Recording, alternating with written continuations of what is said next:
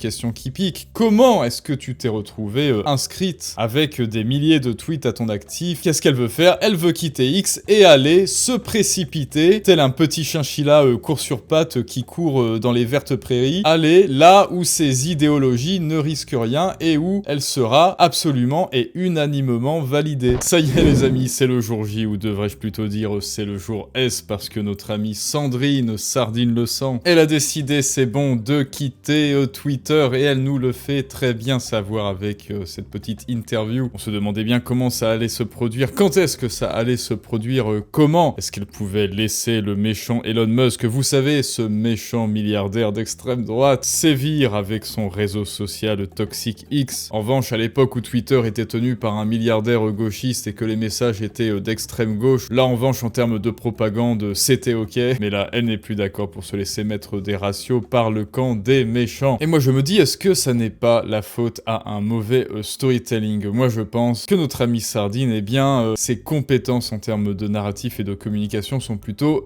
comment dirais-je, perfectibles. Parce que déjà, elle nous a déjà prévenu qu'elle allait quitter Twitter, hein, vous vous rappelez, adieu Twitter, face au harcèlement des méchants hommes, hein, ça ne sont que les méchants hommes, j'ai décidé de quitter définitivement X en 2024. En novembre, adieu Twitter, je migre vers Mastodonte, etc., etc. Notre amie Sardine veut-elle seulement peut-être attirer l'attention? Eh bien peut-être. Mais trêve de bavardage, on va l'écouter et on va essayer de comprendre ce qu'elle a à nous dire tout de suite. Je voulais avoir une réaction sur le courrier que vous avez envoyé aux députés du NFP, les invitant à quitter le réseau social X. Est-ce que vous avez reçu des réponses positives? Oui, j'ai reçu des réponses positives, pas autant que je l'espérais, mais il y a une bonne dizaine de députés qui va quitter ce réseau. On va faire un communiqué de presse commun là-dessus. Et c'est important parce qu'il y a peu de moments comme ça où on peut influencer vraiment les marges démocratiques de plusieurs pays, de différents pays. Et si on arrivait massivement, nous les députés NFP, à quitter cette plateforme, je pense que ça créerait un précédent qui inviterait d'autres députés ailleurs dans le monde, dans d'autres pays, à le quitter aussi.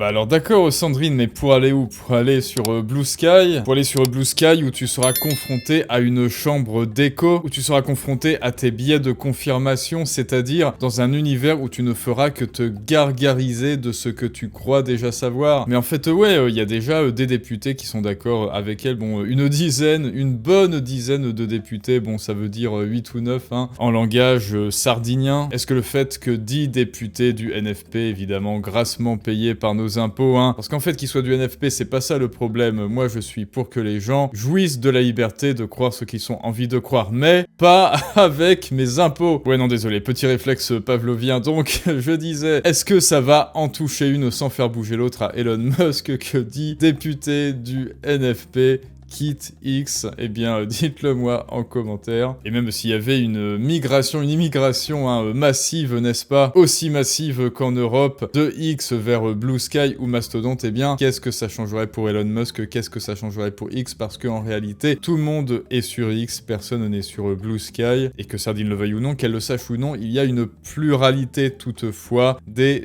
opinions sur X, ce qu'elle ne pourra jamais retrouver sur Blue Sky. Donc, c'est en réalité une stratégie cachée de retrouver son petit confort intellectuel, sa petite chambre d'écho ultra cosy où tout le monde pense comme elle, sur Blue Sky ou sur Mastodonte. Tout ça pourquoi? Pour éviter de penser hors d'elle-même, parce que s'il y a une chose que l'être humain déteste et ne sait pas faire instinctivement, c'est penser hors de lui-même. Et ça fait des nœuds au cerveau chez notre amie Sandrine. Elle n'y arrive pas, semble-t-il. Remettre en question ses convictions, accepter les notes de la communauté, c'est-à-dire accepter les articles sourcés, ça serait trop dur. Or là, c'est vraiment une urgence démocratique.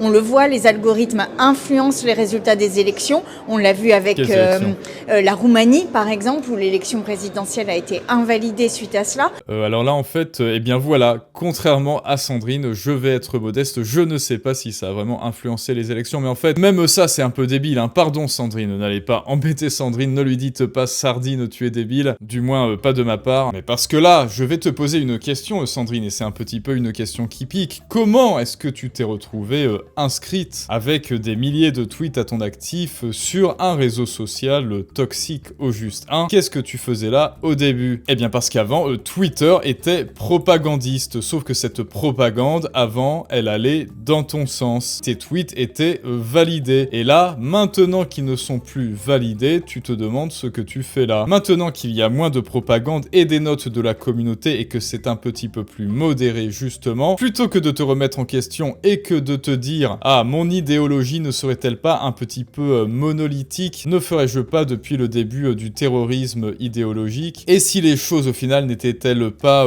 tout blanc tout noir? Et si je remettais en question mon point de vue? Eh ben non. Qu'est-ce qu'elle veut faire? Elle veut quitter X et aller se précipiter, tel un petit chinchilla court sur pattes qui court dans les vertes prairies, aller là où ses idéologies ne risquent rien et où elle sera absolument et unanimement validée. Parce qu'il est des esprits médiocres comme ça, ça existe, qui refusent l'affrontement, qui refusent la confrontation et surtout, par orgueil et par fatuité, qui refusent d'avoir tort. Mais en fait, là, ce qu'elle est en train de nous dire, c'est que X a influencé les élections, mais X est un réseau social. Évidemment que les réseaux sociaux influencent les élections. Les réseaux sociaux, c'est la nouvelle agora, c'est là où se passe le débat populaire, le débat public. Et là, elle est en train de nous dire que oui, le débat public influence les élections, mais c'est justement l'objectif d'un débat public. Là, elle nous dit avec ses petites lunettes rondelettes d'intellectuel, oui, le débat public influence le débat public. Les débats sur les élections influencent les élections, mon Dieu, c'est terrible. C'est terrible parce qu'ils ne pensent pas comme moi. En revanche,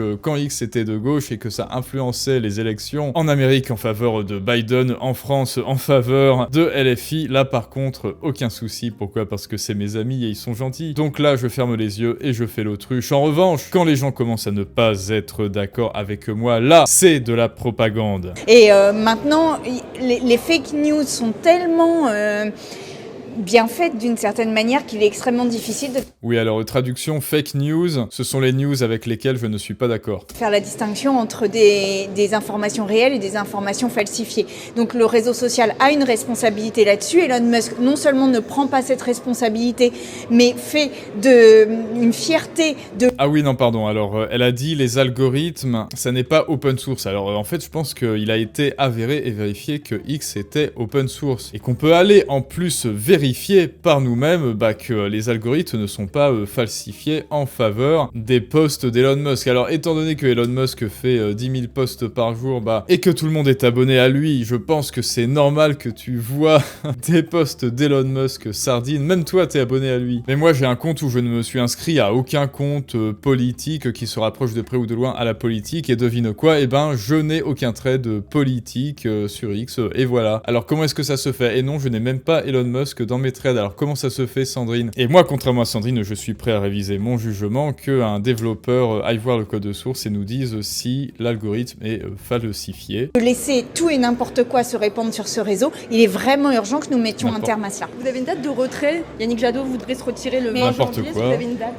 N'importe quoi, ça veut dire des idées avec lesquelles je ne suis pas d'accord. Enfin, vous êtes habitués maintenant. Le 20 janvier, c'est un appel fait par Hello Kit X, qui est un mouvement citoyen. Donc le 20 janvier, nous serons nombreux à partir. Moi, je partirai officiellement le 20 janvier aussi. Pour l'instant, je ne tweete plus beaucoup, mais le 20 janvier, on part tous ensemble. Oui. Waouh, elle va partir le 20 janvier, ça y est, c'est fait. Enfin, ça va être son 6e ou 7e, je ne sais plus, départ avorté, bien sûr, avec le fameux hashtag HelloKitX. Alors moi, je ne connaissais pas. Par contre, Jean Messia, c'est qui cette débile? Non, je t'interdis de traiter Sardine de débile, d'accord? Non mais oh, pourquoi tu dis ça? Parce que c'est une femme, tu es miso plus loingine, Jean Messia. Bon allez, trêve de plaisanterie. Donc, quel est au final le narratif qu'essaye de nous vendre notre amie Sandrine Rousseau? Les gens ne sont pas d'accord avec moi sur X, alors je fais ma petite fille capricieuse et pourri gâtée et je quitte X. En ce que je suis le camp du bien, les gens sont censés me valider. Je refuse de me confronter au mur du réel. Vous êtes censés me dire que j'ai raison. Et si vous ne me dites pas que j'ai raison parce que je crois que vous êtes censé me dire ça, alors vous avez tort évidemment. Alors il y a un problème et le problème c'est vous, pas moi. le problème c'est le réel, ça n'est pas moi, et donc, tel un petit chinchilla cardiaque qui perd ses poils, j'adopte la stratégie du repli. Parce que oui, souvenez-vous, hein, on a comparé petit chinchilla cardiaque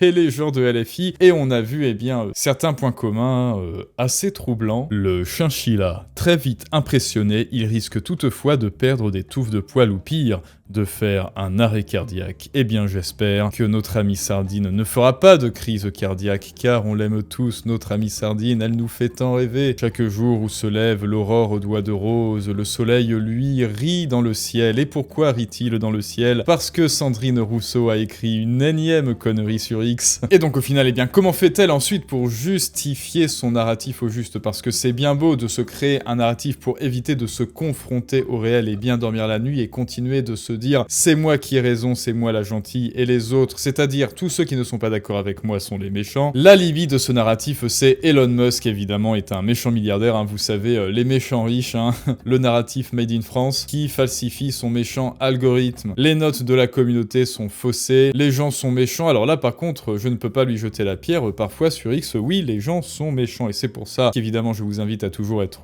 courtois, évidemment, avec notre amie Sandrine, rappelez-vous, la noblesse d'une âme se mesure à l'aune du fait qu'elle est charitable avec les imbéciles, bien que l'on se demande quand est-ce que Sardine et ses petits amis seront intellectuellement charitables avec les gens qui ne sont pas d'accord avec eux. Ouais non, excusez-moi, là je m'y attendais pas en fait du tout à celle-là. Kim Jong Sardine, bon, écoutez, sur la carte de fidélité de Sandrine Rousseau, nous en sommes donc à la 5e fois. C'est donc un narratif comique parce que c'est un running gag. Là toutefois, il y a une certaine intensité. Moi, je ne veux pas que Sandrine quitte X parce que si elle quitte X, il n'y aura plus de pluralité des opinions, et surtout, on ne pourra plus se marrer un bon coup. Vous le savez, moi toujours, ce que je déplore, eh bien, c'est que les gens utilisent nos impôts, hein, les impôts de Nicolas 30 ans, pour faire du prosélytisme et du terrorisme intellectuel et idéologique, et c'est ça qui me dérange surtout dans cette histoire. Sandrine peut très bien avoir les avis qu'elle veut, ça m'en touche une, justement, sans faire bouger l'autre. Dites-moi désormais ce que vous en pensez, Sardine quittera-t-elle pas X, à votre avis? Est-ce que vous serez malheureux? Est-ce que vous vous sentirez comme un pauvre petit malheureux abandonné si elle quitte les réseaux sociaux? Comme d'habitude, n'hésite pas à lâcher ton plus beau pouce bleu et à t'abonner si ça n'est déjà fait. Plus on est d'abonnés, et plus Sandrine Rousseau se remettra en question, et oui, et ça n'a pas de prix évidemment. Et à très bientôt pour une prochaine analyse du monde moderne, mais ça, c'est une autre histoire.